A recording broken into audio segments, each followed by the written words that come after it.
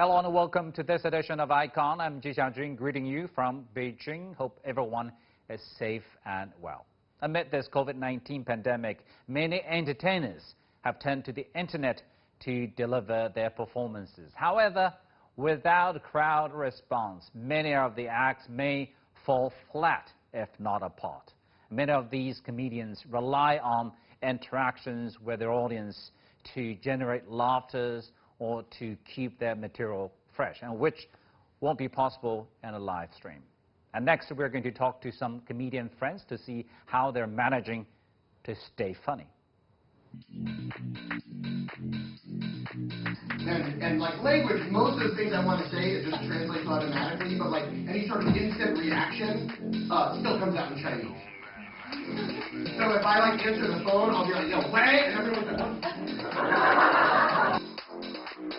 when I was back, and I was using the bathroom there. When I was in the bathroom, this guy came along. He knocked on the door and like, hey, anyone in there? Anyone in there? I'm like, yo, Red? So we connect with Jesse Appell, who has a career in China as a stand-up comedian, but now he is in Boston. Hello, Jesse. Long time no see.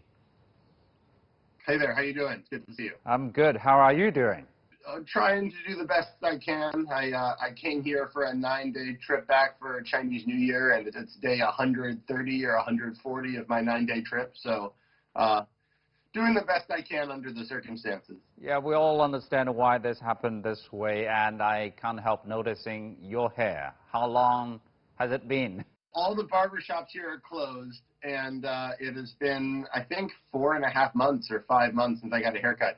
I am going to cut my hair myself, but I am planning a video blog about it. I managed to get my barber from Beijing's WeChat, and we're going to have him video chat in to teach me how to cut my own hair. So I need to wait until I can get that ready and film it until I can cut my hair. Are you going to do it yourself? Yeah, that's the plan. Or I think I might have my dad help me out with the back of my head. But I'm going to do whatever my barber tells me to do. Yeah, I'm just wondering how you're going to manage your back.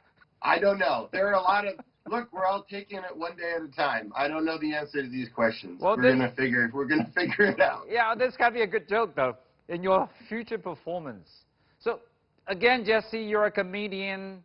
When you were in China, you did a lot of shows, but now everything is closed. All theaters, clubs closed. What do you do? Basically, I've started doing my work online. I started to create a talk show from my kitchen called Jesse 在家脱口秀, so Jesse at Home Talk Show. Put that up both on the Chinese internet and on the Western internet. And trying to keep creating, keep in touch with my audience. How does it feel? I mean, everyone is saying it's not the same, basically, because, you know, it's just yourself. You don't see the audience. You can't interact with them. I love doing live comedy because you get to interact directly with the audience and you get this instant bam. Like if the joke hits, you get the instant laughs and it feels really good. So a lot of people started doing like live comedy over live stream or on the internet. But I didn't really like that. It wasn't fun for me to watch and it really wasn't fun to perform. So I just changed to doing these videos where I shoot them, I edit them, and then I can put them up and show them to people and I can read the comments. So it's not the same, but I'm not trying to make it the same. I'm going to do this until I'm able to go back and do it live.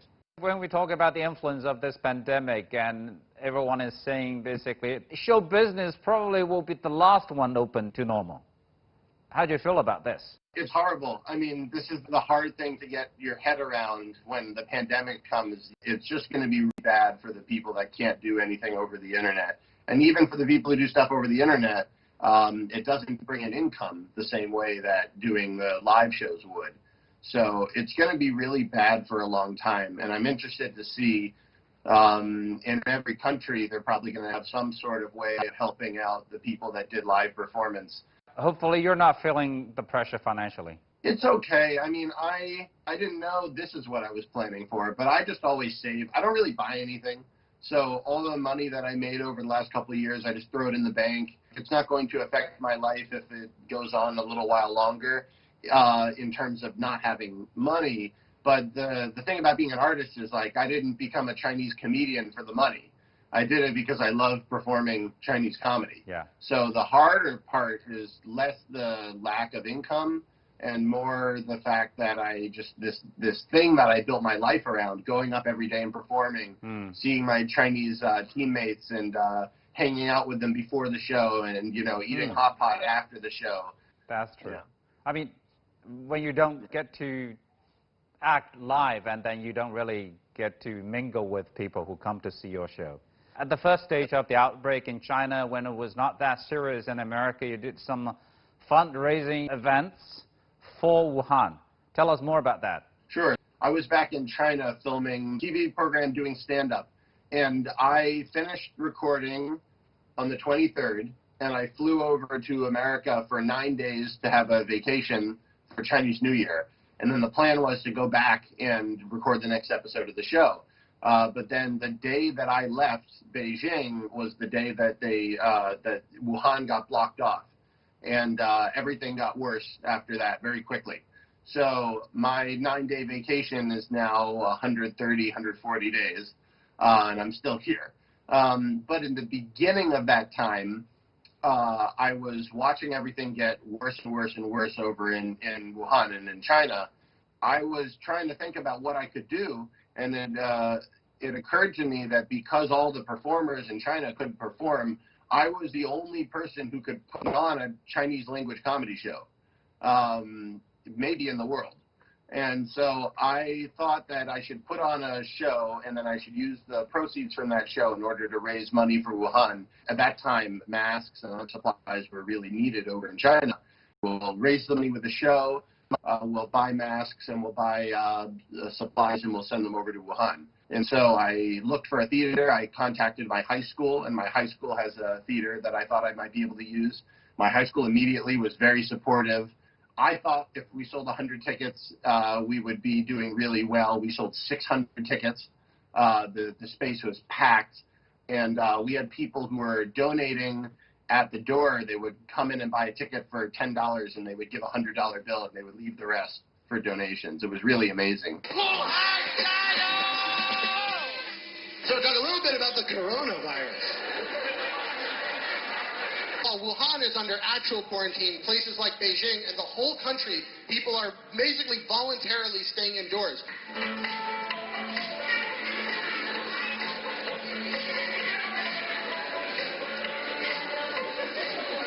They can't leave the house. They are incredibly bored.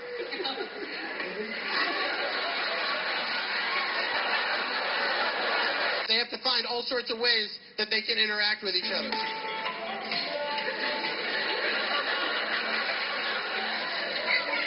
So I want to give a round of applause to all of these people who are staying indoors. So I put on about an hour, 90-minute show. I did some stand-up in English. I did a talk about xiangsheng, traditional Chinese comedy, and then also a routine about what's going on in Wuhan. And this was before America went into self-isolation.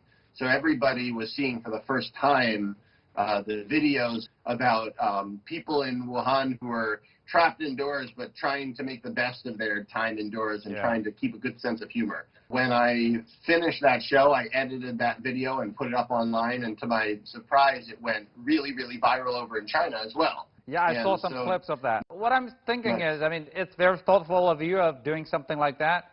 But if we talk about the differences, when you first came to China, when you first, wanted to do comedy in China, it was crosstalk. That's the traditional Chinese form of comedy. Now what you're doing is more like the stand-up comedy, the more Western form of comedy. Are there any differences at all? Yeah, well, I love both. I mean, when I came to China to do comedy, it was originally because I had gotten a Fulbright fellowship to learn crosstalk, the xiangsheng. While I was studying the crosstalk, I also started doing the Western-style stand-up in Chinese. That was in 2012, both of those. So I've been doing both for a long time now, or, for 8 years. The difference, honestly, is mostly in the audience, I feel. Because the audience, when they go to see a crosstalk show, the audience in China, at least in the north of China, is very experienced in watching crosstalk.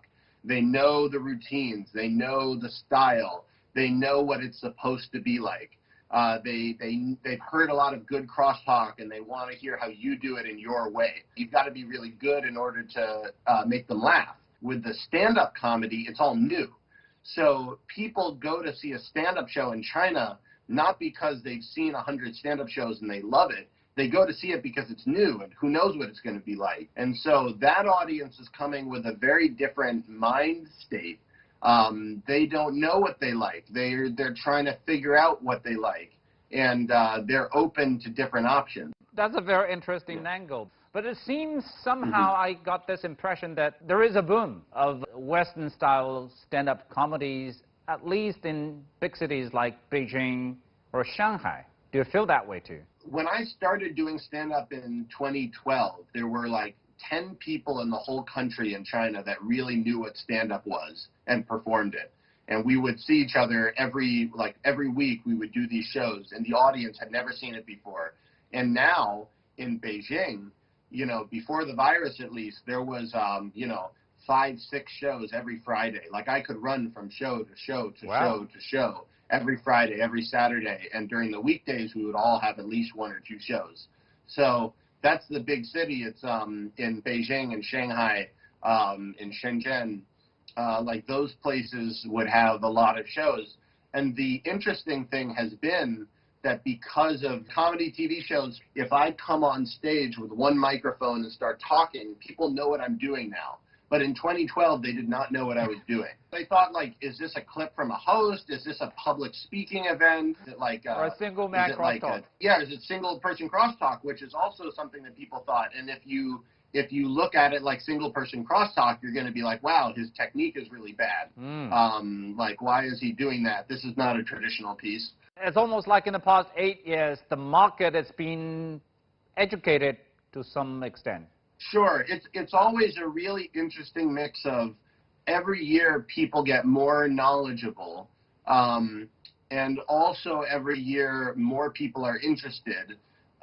But we are still looking for that breakthrough that allows the best comedy to get to the most people.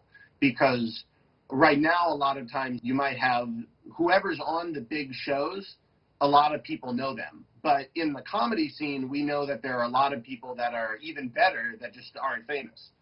It's really funny because it is a business thing, but it's something that only exists in China. All right. Because in other countries, the stand-ups are more like independent people. And in China, the stand-ups are more like members of like a singing group, like a boy band or a girl band.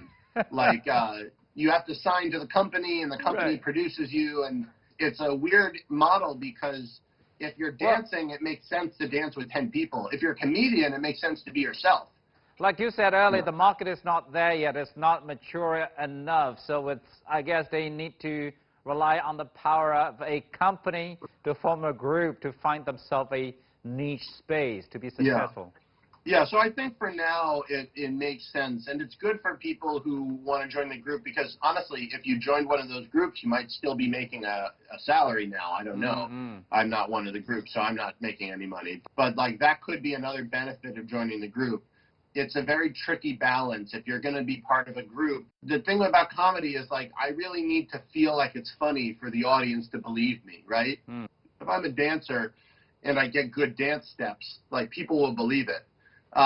But if I'm a comedian and the company is telling me to do one thing or the other, it doesn't necessarily, like, if I don't think it's funny, then the audience is not going to buy it. So do you think it is possible now for an independent stand-up comedian to make a living professionally? Yeah, I think so. Well, I figure out a way to do it. I'm kind of lucky because I also can do shows in America and I have other things that I can do. But I think for independent stand-up, there's a lot of options now because it's a mix of doing live shows and like writing for a show and making some money from there. And then also right now, like the different video apps are a huge way of getting in front of the audience. And so if you have an audience on those platforms, you don't need to wait for anybody's invitation. You can go to a small show anywhere with 30 people in the audience and film a video that gets seen by 10 million people.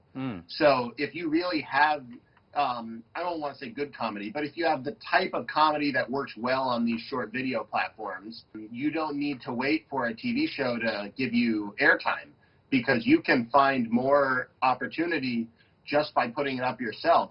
If we come back to this pandemic, and everyone is saying, because this is something we've never experienced ever before, and this is really changing people, influence people in almost every way.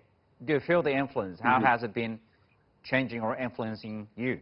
Obviously, the biggest influence is I don't leave my house anymore. I'm back in. This is the longest time I've been in America since I was in college. My life has completely changed. I used to do 2 shows a night.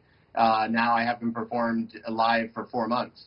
But I've been focusing on using this time to connect to people over the internet. So I've been making a online talk show called Jesse at Home Talk Show, 杰西在家脱口秀. And I write it all, I shoot it all, I edit it, I come up with, I do everything for the talk show.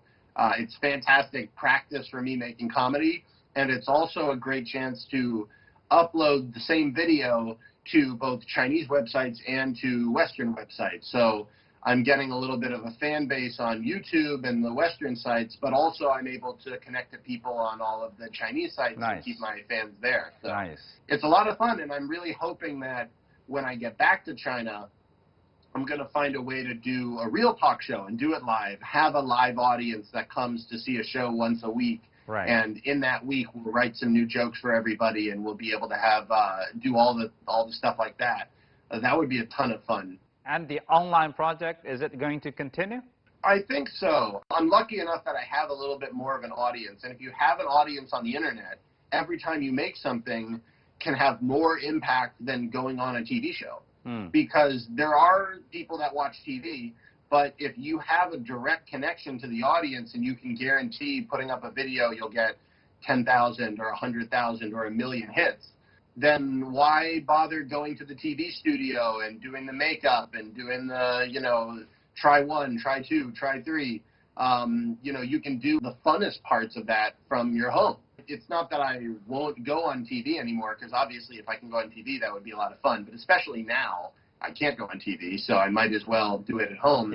Even afterwards, the internet is good because it allows you to be who you are, and the people who like you find you.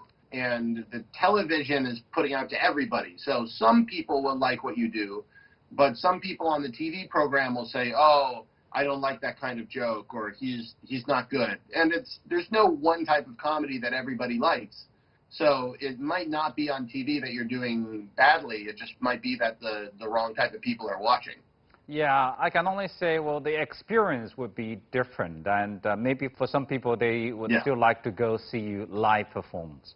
Live comedy is so much fun, and I can only hope that the live comedy gets back going in China as quickly as possible.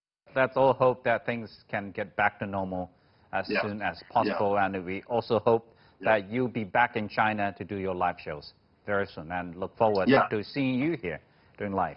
All right. Thank you so much. Thank you, Jesse. Thank you for your time, and all the best wishes. Bye-bye. Stay safe. We'll be leaving the studio to visit a stand-up comedy club where comedian Liu Yang will be telling us how he is coping with this pandemic. 跟各位介绍一下，名字叫教主。我以前是一个新东方老师。我相信人的一生中一定会在电影院碰到一个世界没有屁股。如果你觉得从来都没有，那是因为你就是那个。谁们家用钱直接买快乐？你直接买快乐，你不是犯法了吗？ Here I am visiting a stand-up comedy club, and I'll be talking to one of their comedians. Hi, Liu Yang. Good to see you. Good to see you. So this is where the studio is. Yeah. And finally, I'm sitting in front of you. This is my first face-to-face interview. What about you? How is it affecting your business? In this time last year, I was on my comedy tour around many cities. In China? Yeah, in China. But this year, all of this has been cancelled. Because of this pandemic? Of coronavirus, yeah. So, what do you do? Build my body, work out, or read some books. Actually, 当地人 That's your club. Yeah, 当地人 tried some live show online or sketch show to offer some laughter to audience. The sketch show is another form of comedy. Yeah. Popular in China. Yeah. And we tried online open mic. Okay. I attended it. It was awful because you can't express your emotion through the line. You couldn't see the audience. Yeah, and there is always layback of the internet. I thought I can bring some laughter to my audience, but actually I bring some meditation to them. Yeah. So it's supposed to be a comedy, a stand-up comedy, but turned out to be yoga or something, something like that. They were very silent and wondering what's wrong with this guy. You call this comedy? How many people turned out? About 20 people. 20 people. That's not a big crowd. Yeah, but we tried. Okay. Online comedy not working out. Yeah, the best show is always the off show, live show, because you can feel the real laughter. You can feel the real environment. It can't be replaced by any techniques or technology. But the thing is, because I've talked to a few comedians already, and almost everyone is going online because they need to keep the momentum. They need to keep practicing. But at the same time, there are also people who make a living on this. Yeah. When the theaters are closed and the shows are canceled, they worry about that. It's really a real challenge. Is it a challenge for you too? No, because I'm teaching English. You still have a day job. Yeah. You still have a day job. Actually, it's a kind of part-time job. Which one is the part-time? This one or the teaching part?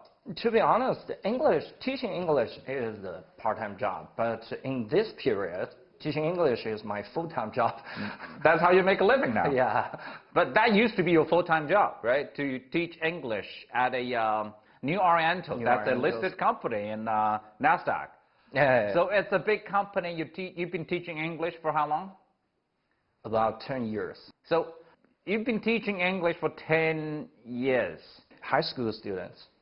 Teaching high school students for the entrance examination. Yeah. But, I mean, it's a well-paid one to this, which is not kind of stable. Why the change? Why the shift? It's a long story. I was fascinated with making people laugh when I was a little kid.